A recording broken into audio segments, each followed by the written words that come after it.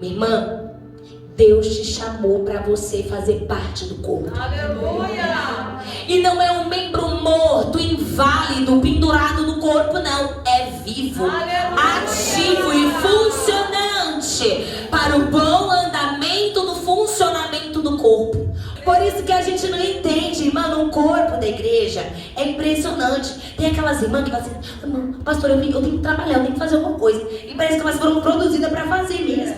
E aí tem outras que já chegam adotó, só na hora da festa. É ou não é? Eu falei, essa célula só pode ser do inimigo mesmo, gente.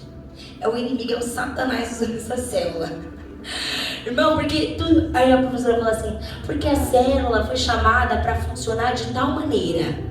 Mas de repente, um dia qualquer, ela decide que não vai mais funcionar igual às outras. E ela começa a agir de uma forma desproporcional. Você tá entendendo? E aí ela começa a falar: não, porque agora não é mais assim, vai ser assado. Não, porque aí tá todo mundo caminhando certinho, né? Aí a célula que tá cancerígena, com problema e defeito de fabricação, ela começa a induzir as outras. Você tá entendendo?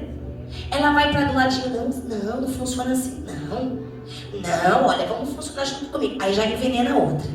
E aí vai envenenando a outra que tá do outro lado também. Aí a de cima e a de baixo.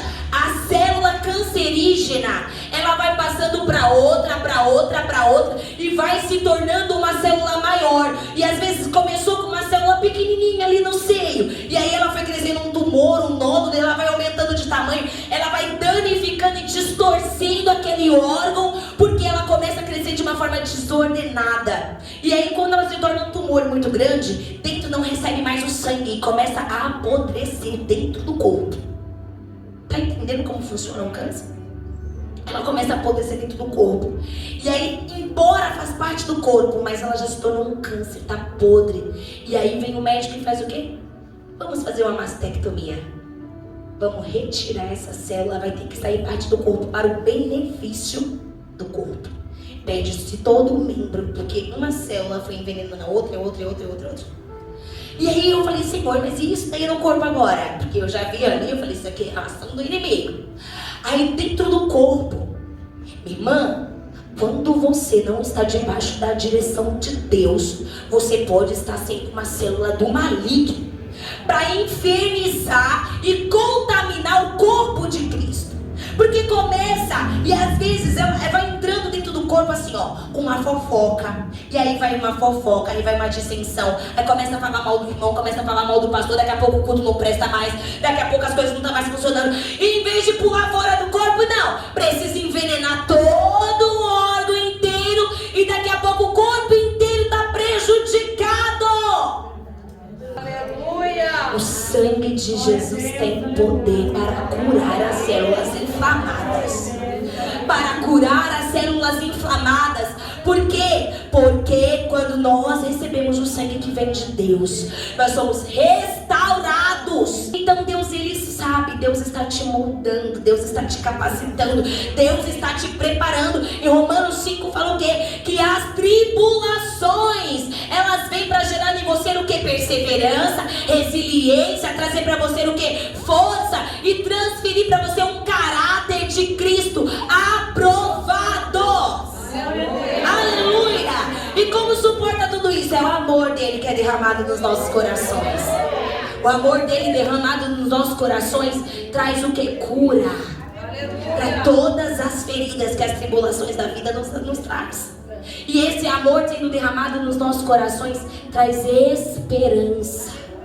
Do que? Posso estar passando pela luta e pela dor hoje, mas eu tenho esperança que tudo isso vai passar. Que tudo isso é um tempo. E que Deus está no comando de tudo. Aleluia! E aí quando nós olhamos para dentro da nossa casa, porque tudo começa em casa. Se em casa eu sou aquela mulher rixosa, que a Bíblia diz assim, que fica lá pingando a água. Quem é que tem torneira, pia de alumínio? Que já viu esse negócio? Que fica lá pingando assim, tec. Irrita, não irrita? Nossa, meu Deus, para essa pingueira em nome de Jesus. E fica lá, tec. Eu oro a Deus todos os dias e falo: Senhor, não me deixa ser esta mulher rixosa. Não deixa eu ficar falando na cabeça do meu marido como essa goteira o dia inteiro. Senhor, não me deixa ser essa mulher briguenta, essa mulher encrenqueira. E todos os dias eu oro e peço a Deus que me dê sabedoria. Por quê? Porque lá em Tiago, primeiro, fala assim: se você precisa de sabedoria, peça a Deus que Ele tem para dar. No que você precisa de sabedoria dentro da tua casa? Peça que Deus tem para dar. Às vezes você está muito nervosa, está brava, quer pegar os filhos, quer pegar o marido, quer destruir tudo. Mas peça sabedoria para Deus, porque Deus, Ele tem sabedoria para te dar. O Espírito Santo, Ele traz o equilíbrio que você precisa. Nós, quando o corpo de Cristo, nós temos o Espírito Santo dentro de nós, porque através do Espírito Santo nós temos os frutos do Espírito, e os frutos do Espírito nos dão o quê? Temperança, domínio próprio, amor, paz, longanimidade, benignidade. Tudo isso são virtudes vindas através do Espírito Santo dentro das nossas vidas. Por isso que nós que somos de Cristo, não cabe a desculpa de: ai, eu sou nervosa assim mesmo, eu sou assim mesmo, tem que me engolir. Quando casou comigo já sabia que eu era assim. Irmã, o oleiro também sabe pegar o vaso e faz, molda ele. Ou é assim ou não entra lá, porque para entrar lá tem que ser vaso, tem que ser uma noiva adornada, preparada, e pelo que? Pelo Espírito Santo. Aleluia! E eu falo pra vocês, irmão, porque meu esposo tá aqui, ó, que não me deixa mentir. Nem sempre eu fui a mulher sábia que edifica casa, não, viu? Porque eu era tola que queria destruir ela. E olha, eu era aquela pessoa rixosa. E ficava falando, aposta, lembra, eu casei nova, eu disse que eu queria sempre casar? Casei, com 18 anos. Não, o casamento era tão assim, que eu falei, ainda é, amor, te amo. Casamento tão assim, que eu falei assim, eu quero que seja meu presente de aniversário. Então eu tinha 17 anos. Eu casei dos 17 para os 18. E eu era uma adolescente bem arteira, irmão. E eu casei, não mudei não, foi porque eu era tão ligada no 220. E eu tinha uma possessão assim pelo meu marido. Olha, ele estava no trabalho, eu estava na frente do trabalho dele, ligando para ele, falando assim, onde você tá? Olha que louca. Ele trabalhava de frente com uma praça. Aí ele estava no horário de almoço, e eu estava bem lá, onde você tá? Aí ele saía pra fora pra dizer, eu tô aqui no serviço. Você tá no serviço? Ah, tá bom, tá bom. E eu ficava lá, e olha que louca, dava horário de saída, falei, eu vim aqui te buscar. Eu já fui buscar meu marido no trabalho, né? E era 20, 30 minutos da minha casa, eu fui lá buscar ele. E eu ligava pra ele e falava assim, que barulho é esse aí fora? Quem tá falando aí?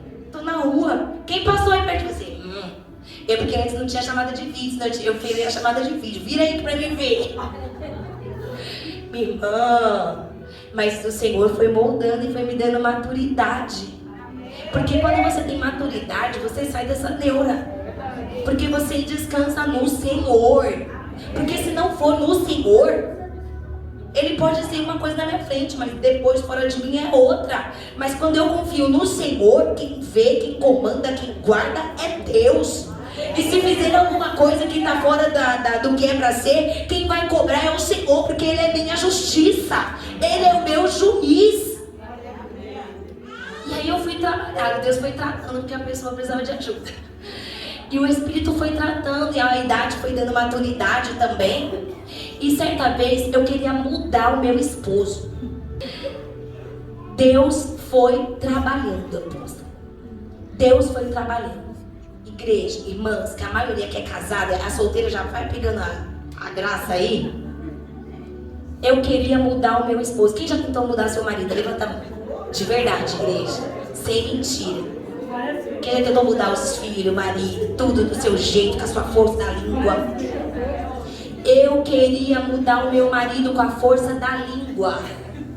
E detalhe, no argumento a gente ganha. Porque a gente é esperta demais. Como a irmã falou aqui, né? Não querendo desmerecer os homens. Mas nós somos muito inteligentes. Deus nos deu essa unção de sabedoria. Amém? Então, irmãos, eu queria mudar ele na força da língua.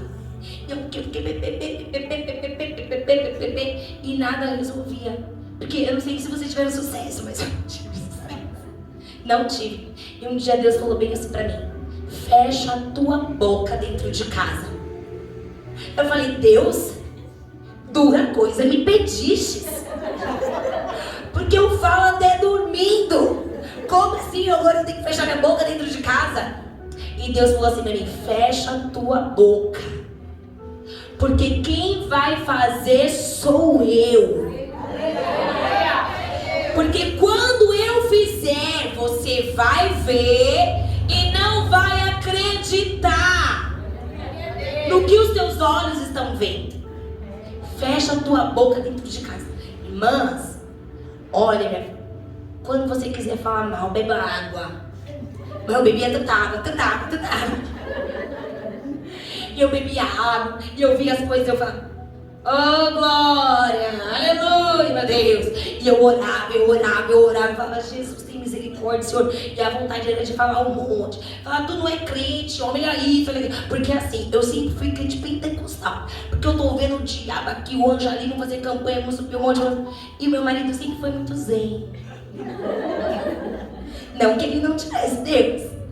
Mas sabe assim, parece que ele fala com Deus assim: e aí, pai? Eu estou aqui. E eu falando com Deus: pai! Olha eu aqui.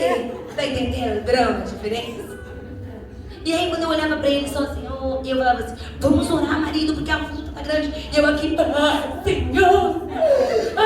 Senhor! Aí eu olhava pra ele e ele tava assim: glória a Deus.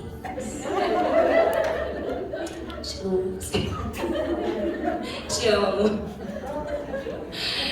E aí, irmãs, eu falava assim: não tô nem crente não. Tá faltando alguma coisa. Tem um vigorzinho aí, ó. E ali eu orava, falando: meu Deus do céu, e agora? Irmãs, Deus sabe o que faz. Deus sabe. Certo dia, meu esposo começou a ficar com febre. Deus sabe tratar. Fala pra irmã que tá do lado: irmã, Deus sabe tratar com teu esposo. Só ora. E fala pra ela assim: ó, fecha a boca. Só vai profetizando lá dentro da sua casa. E aí, minha irmã, ele começou a queimar em febre. Queimar em febre. E aí eu sou enfermeira, né? Já, vamos tomar remédio, pai. Liguei pra minha mãe falou assim: você não foi no culto ontem? Não tava orando pra Deus curar nos cultos? Olha o vaso de casa. Mas você não tava na campanha de cura ontem? Ora pelo teu marido. Eu falei: é verdade, né? Aí quando eu entrei no quarto, o meu filho, na época ele era bem menorzinho, ele tava com a mão na cabeça do pai dele, falando: sai, todo mal em nome de Jesus.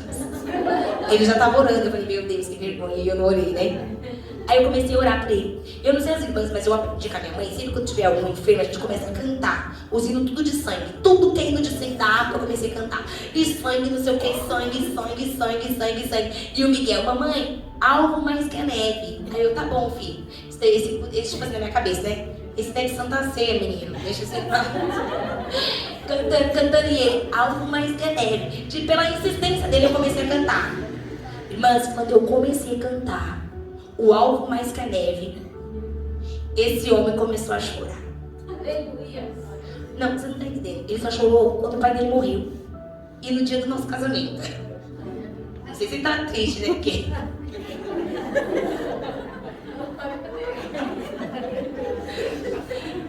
mas chorou.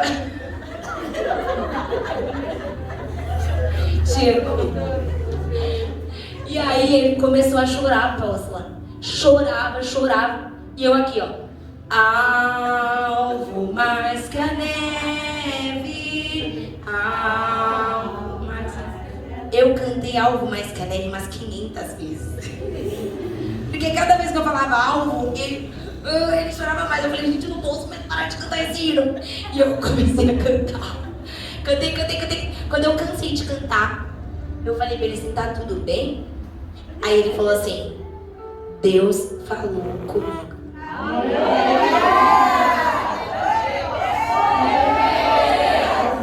a Deus, aleluias!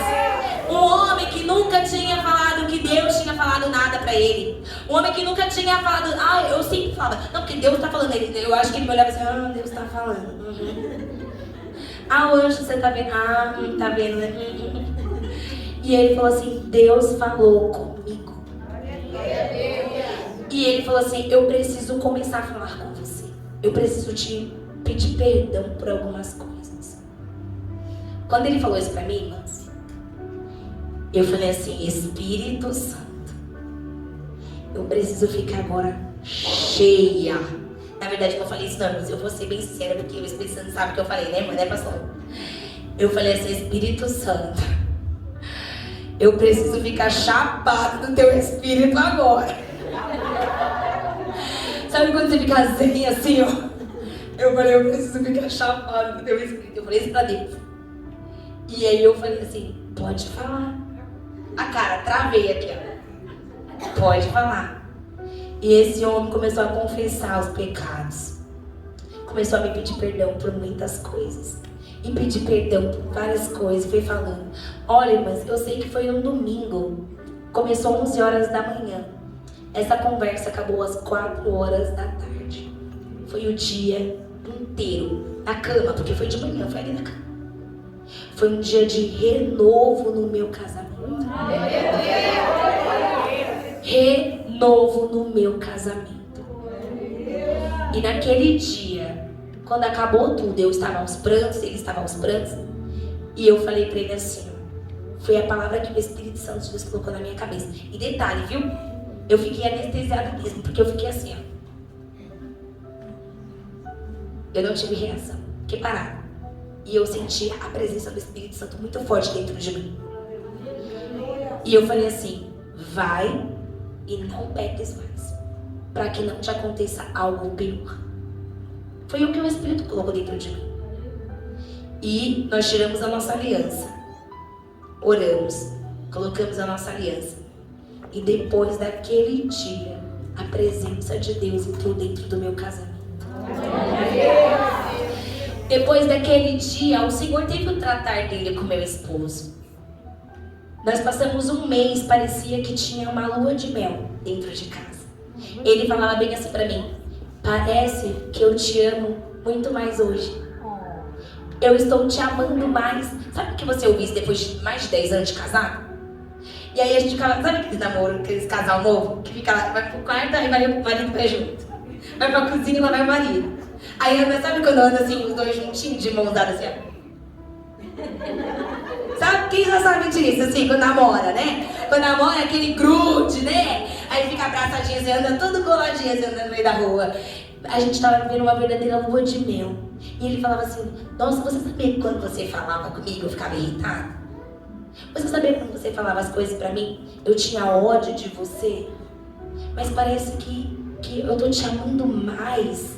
Parece que eu te amo tanto. Nossa, você é tão linda. E ele falava assim pra mim, fala mais.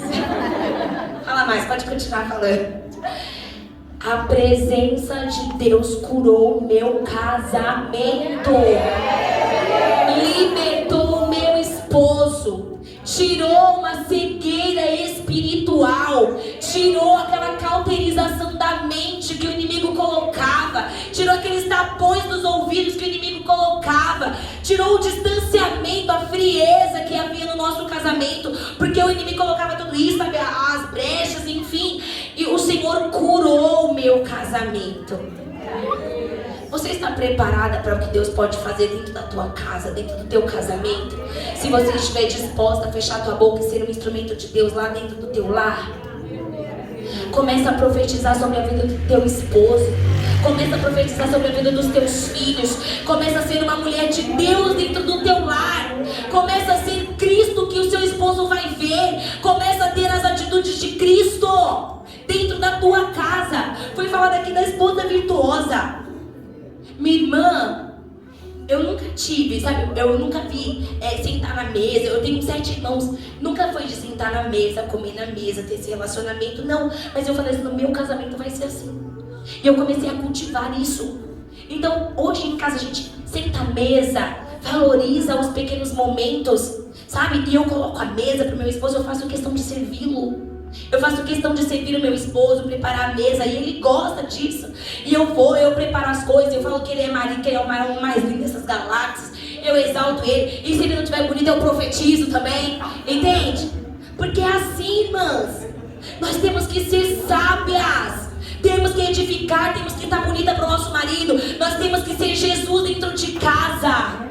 Será que você é o Jesus do seu marido lê dentro de casa? E às vezes seu marido não é cristão, e você que deveria mostrar o amor de Cristo, chega em casa uma mulher rixosa, briguenta, encrenqueira, ele fala assim: se for para ir para a igreja com você desse jeito, se for para a igreja e voltou pior. Minha irmã, você vai ser a Bíblia que o teu esposo vai ler. Você vai ser o Cristo que o teu esposo vai conhecer. Porque, embora eu falasse, porque eu queria converter ele a todo custo, que às vezes ele estava dormindo, eu colocava na cabeça dele: todo mal vai saindo, ele acordava assim, aquela taurana na minha cabeça. Por quê? Mas ele sempre viu uma mulher de Deus dentro de casa. Eu sempre orei, e ele estava bem lá, vendo os filmes que eu não queria que ele visse, e eu falava assim: todos os demônios vai sair da minha casa agora, em nome de Jesus, vai caindo por terra, todo mal vai saindo agora, Satanás, essa casa é do Senhor. E eu orava assim, eu falava: meu Deus, deixa eu tirar essa série,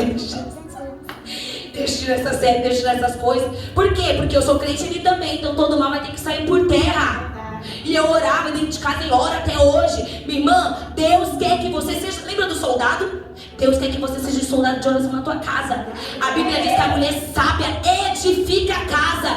Não é na língua não, falando um monte. Não é por boniteza do corpo. Não é o teu corpo. Não é relação sexual. Não é o teu intelecto. Não é isso que segura marido. Não é isso que mantém a casa de pé. Mas sim uma mulher posicionada no mundo espiritual. Uma mulher que ora. Uma mulher que não se dobra para qualquer coisa desse mundo. É uma mulher que ora, que tem prazer de orar, consagrar, jejuar. Eu pergunto pra você, nesse ano, quanto jejum você já fez pra Deus salvar o teu marido? Quanto jejum você já fez pra Deus curar